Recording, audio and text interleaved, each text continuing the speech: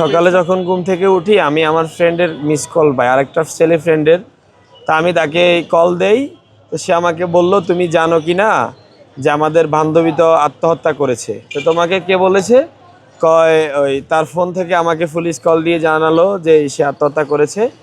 তো এরপরে আমি বললাম আচ্ছা আমি দেখি। তো আমি তার নাম্বারে, জান্নাতের নাম্বারে কল দিয়েছি। কল দেওয়ার পরে সেখানে মিরাজ নামের এক ভাই ধরলো যে ভাই আমি তো তার ফ্রেন্ড, সেই আত্মহত্যা করেছে, আমরা এখানে পুলিশ সহ আছি। তো সে বলল যে 3টা সাড়ে 3টে, সে আমাকে ওই মিরাজ বলল যে তাকে নাকি বললো যে আমার ভালো লাগতেছে না, বেঁচে থাকতে ইচ্ছে করছে না, এমন কিছু। পরে সে আসলো, এসে এই ঢুকতে চাইলো বাসায়। তখন বাসার সম্ভবত দারোয়ান তাকে ঢুকতে দেয়নি। বাসার ভদ্র মহিলা যিনি মালিক ছিলেন উনি বাসার একজন কাজের মেয়েকে বা কাজের যে আছে তাকে বলল যে তুমি একটু দেখো রুমগুলা। সবগুলো রুমের লাইট অফ। তার রুমে গেল, রুমে যাওয়ার পরে তার রুমের লাইটটা জ্বলতেছিল। দরজাটা যখন ধাক্কা দিল দরজাটা খুলে গেল। মেয়েটা তাকে ঝুলা অবস্থায় দেখছে।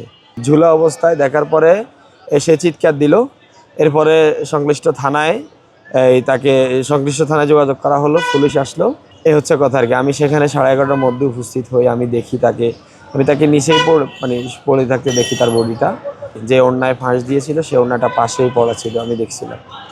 হচ্ছে কথা। আসলে সে আমাদের ব্যাচের ফ্রেন্ড, তো তার সাথে পরিচয় আমার অল্প, গত মাসের থেকেই পরিচয়। আর হচ্ছে 1 মাসও হয়নি, 1 মাস হয়েছে। এরপরে হচ্ছে তো সেই ফ্যাসিস্ট বিরোধী আন্দোলনে অ্যাক্টিভ ছিল। তো আন্দোলন কেন্দ্রিক বিষয়গুলোতে তার সাথে আমার মাঝে মধ্যে কথাবার্তা হইতো, এই আর কি কথা। আসলে অনেক অনেক ধারণা করতে পারে। এখন আমি তো যা দেখেছি শুনেছি, যে যা দেখেছি আত্মহত্যায় আমার কাছে মনে হচ্ছে আর কি। এখন পর্যন্ত আমার কাছে আর কোনো তথ্য নাই, এভিডেন্স নেই। আমি যা শুনেছি তাই বললাম আর কি।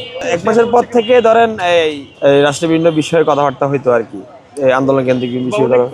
আমাকে কখনো কিছু বলেনি যে তাকে হুমকি ধুমকি দিচ্ছে, এটাকে বলেনি। ওই দিন র্যালি করে আমাদের সাথে আসলে টিএসসিতে আপনারা তার আইডিতে ঢুকলে একটা ফোর্স দেখতে পাবেন। তো ওখানে আমরা সবাই ছিলাম, প্রায় 30-35টা বন্ধুর মতো ছিলাম, বান্ধবীরা কয়েকজন ছিল।